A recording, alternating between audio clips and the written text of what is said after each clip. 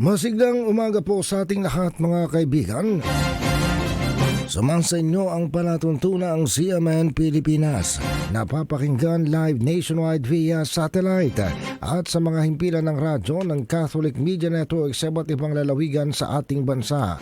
Araw po ngayon ng Martes, ika-14 na araw sa buwan ng Enero. Ako po ang inyong lingkod, si Ariel Ayala.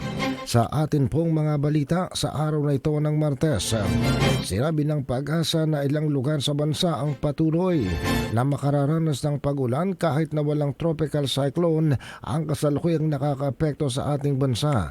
Sinabi ng Pag-asa bagaman may maliit na tsansa na lamang ng pagkakaroon ng bagyo sa linggong kasalukuyan, may mga weather systems naman na nagdadala ng mga pag-uulap ng kalangitan at kalat-kalat na pag-ulan sa iba't ibang bahagi ng bansa.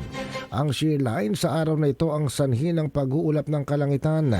May kalat-kalat na pag-ulan at isolated thunderstorms sa Eastern Visayas, Bicol Region, Mimaropa Region at maging sa lalawigan ng Quezon. Samantala, ang shear line din ito ay sanhi naman ng pagsasanib o pagbubungguan ng malamig na hangin mula sa amihan o sa northeast monsoon at ang mainit na hangin naman mula sa karagatan ng Pasipiko na tinatawag na easterlies. Ito ang nakakaapekto sa mga lugar na ito sa nakalipas na mga araw at kadalasan ito ay nagiging madalas sa panahon ng peak ng amihan season. Samantalang easterlies naman ang patuloy na sanhi din ng pag-uulap ng kalangitan, mga pag-ulan at thunderstorm sa Caraga at Davao Region. Sa Metro Manila, Cagayan Valley, Cordillera Administrative Region, Aurora, Bulacan, Cavite, Laguna, Batangas at Rizal, mayroon ding pag-uulap ng kalangitan na may mahinang pag-ulan dahil naman sa amihan. Paalala ng Pag-asa, anuman ang sanhi ng pag-ulang ito, shear line o amihan.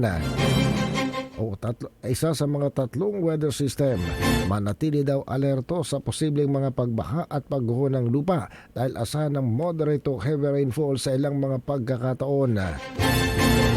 Sinabi ng Pag-asa ng amihan ay nagkakaroon lamang ng minimal impact sa natitirang bahagi ng Luzon.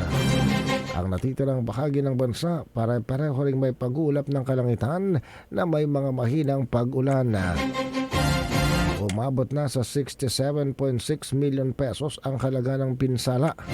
Dahil naman sa mga pag-ulang dala ng northeast monsoon o amihan at ang pagsasanib ng mainit na hangin, ganon din ng intertropical convergence zone na nagdala ng malakas na busang ulan sa iba't ibang bahagi ng bansa. Sinabi ng Department of Agriculture Operations Center, ang halaga ng pinsala sa pananim ay nagmula sa mga tanim na palay, mais at mga high-value crops. Ganon din sa ilang mga livestock sa Mimaropa, Western Visayas, Eastern Visayas, Davao at Soxargen area.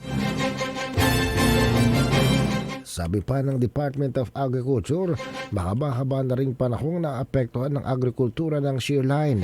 Simula pa ng November 27, nang magdala ito ng moderate to heavy rains, magkaminsan ay intense rainfall sa ibang bahagi ng Luzon, Western at Eastern Visayas.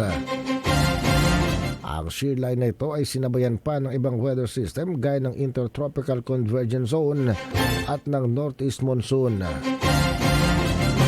Sabi pa ng kagawaran ng pag-asaka, ang pinsala ay umabot na sa mahigit 3,600 hektarya ng lupang taniman.